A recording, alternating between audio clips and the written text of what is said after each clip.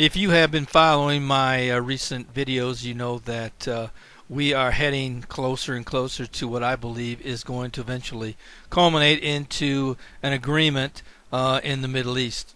As I've said in earlier videos, that I believe that when the UN allowed the Palestinians to become a non-member state back last month, that was the beginning of the end of Israel's ability to ward off any statehood claims. In fact, the UK has already stricken the land of Israel from all of their textbook maps and now labels them as occupied land of Palestine. But now the world has even got Israelis in support of peace, and this is what the latest article says regarding this situation. It says 2/3 of Israelis support peace with Palestinians.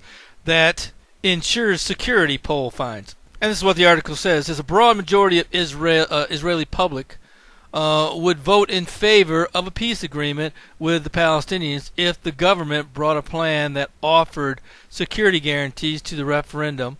Polls published Sunday by the S. Daniel Abraham Center for Middle East Peace found. Roughly 2/3 of respondents, 67%, expressed support for a two-state solution based on the 1967 borders, with land swaps, a demilitarized Palestine, and Jerusalem's old city administered jointly by the United States, Israel, and the Palestinians, with Israel maintaining control of the Western Wall. The S. Daniel Abraham Center for Middle East Peace, a nonprofit advocacy group based in Washington, D.C., approached two Israeli research companies, the Duhoff Institute and the Smith Consulting, requesting that they survey Israeli opinions regarding a future peace agreement with the Palestinians. Each poll was conducted independently. The Duhoff poll was conducted via telephone interviews during the first third of December. It is the third in a series of similar polls conducted in January 2010 and 2011. The findings were based on the responses of 500 people, a representative sample of Israel's adult population. The Smith Consulting poll was carried out on December 11th and 12th among 600 people, with a 4% margin of error. In both polls, respondents were asked how they would vote if the government brought to a referendum a peace agreement that would end the Israeli-Palestinian conflict with the following provisions. Its implementation would take place only after the Palestinians would fulfill all their commitments, with an emphasis on fighting terror, and the implementation would be monitored and verified by the United States. Now, they've also gone so far as to list the principles of the hypothetical agreement, and they include the two states, Israel, the state of the Jewish people, and Palestine, the state of the Palestinian people. Palestinian refugees will have a right to return only to the new state of Palestine. And I think that's pretty logical, and that's probably what will come about within the final agreement. The Palestinian state will be demilitarized without any army, and I think, again, that will probably be something that will be the case as well. Jewish neighborhoods of Jerusalem will come under Israeli sovereignty, and Arab neighborhoods under Palestinian sovereignty. The old city within the walls will be without sovereignty and will be jointly administered by the United States, Israel, and the Palestinians. And I think that's probably going to be more on a United Nations type of authority, or maybe a European Union along with the United States. The holy city, or the holy places, will be under the same religious supervision as current arrangements. For example, the Western Wall will be under Israeli supervision and responsibility. And finally, borders will be based on the 1967 lines and will include land swaps equal in size that will take into consideration Israel's security needs and will maintain the large settlement blocks under Israel sovereignty. Now, according to the poll, it says that if this referendum were to come before the Israeli people, they would vote it in by a 2/3 margin. And the polls also wanted to say that there was stronger support for a peace agreement among the Arab population of Israel than the general population.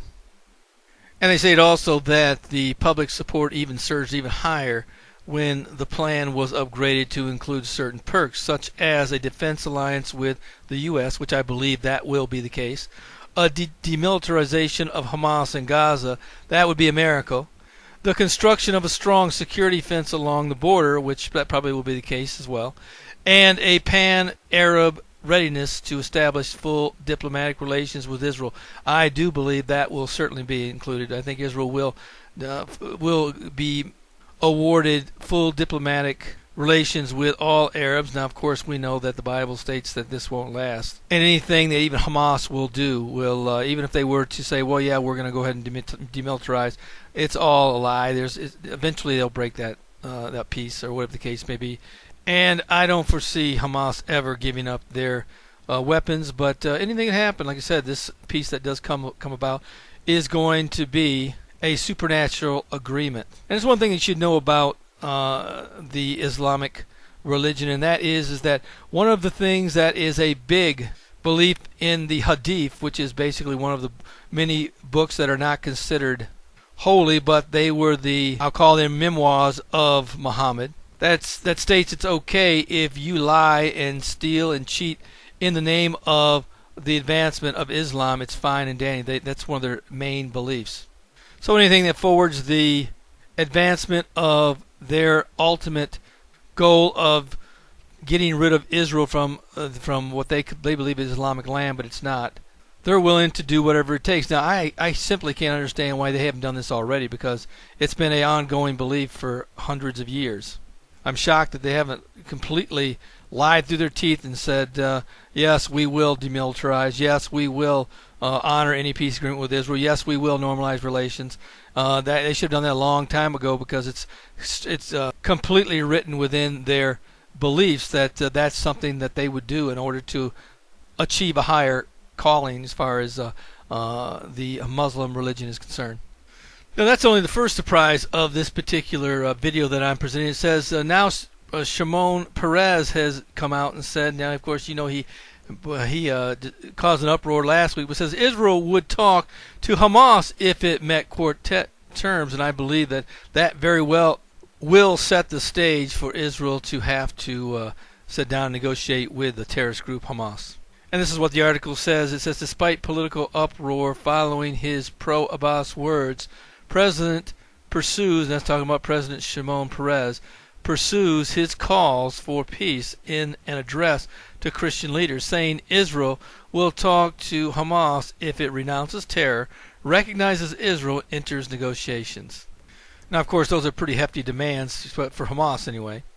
And frankly, I don't ever see Hamas recognizing Israel, renouncing terror or anything of that nature, but I do see that in the future that they may become a confederate nation with Jordan, and that peace may very well be established through Jordan, in other words, because of their federation with Jordan, meaning that everything that Jordan has already agreed to in the peace agreement with Israel to this point would now be attached to Hamas and Hezbollah and the West Bank, or should I say the new Palestine state, and they would just be added to that peace agreement without having to renounce anything or without having to do anything of any sort.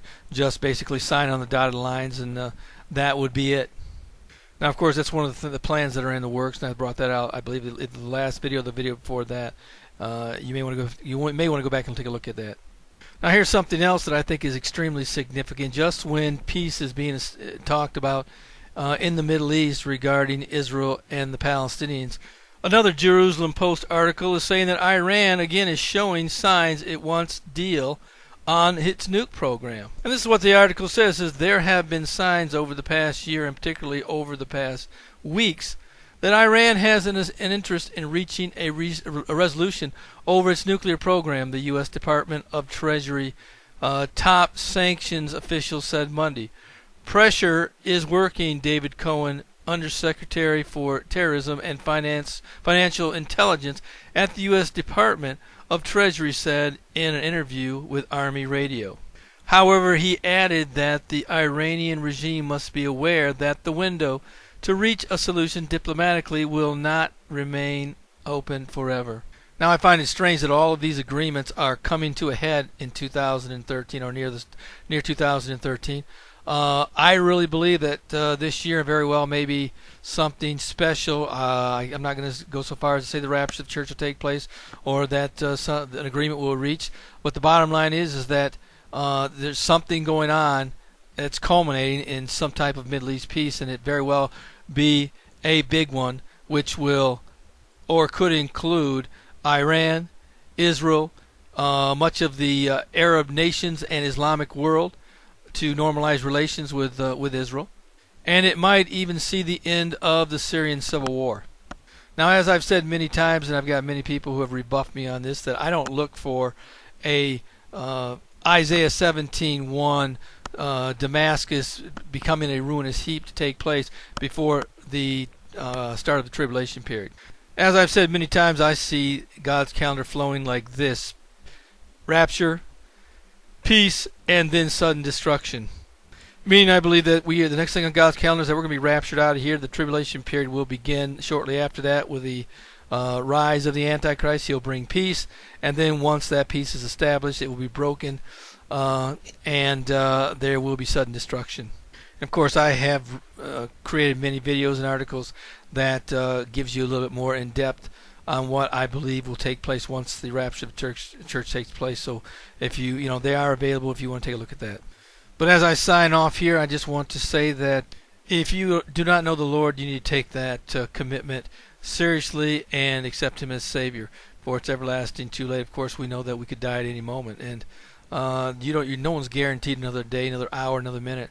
So I would definitely encourage you to know the Lord today, accept Him as Savior, just cry out and to ask Him to come into your heart and save you. That would be my message for you today. This is Terry Malone with the Calvary Prophecy Report.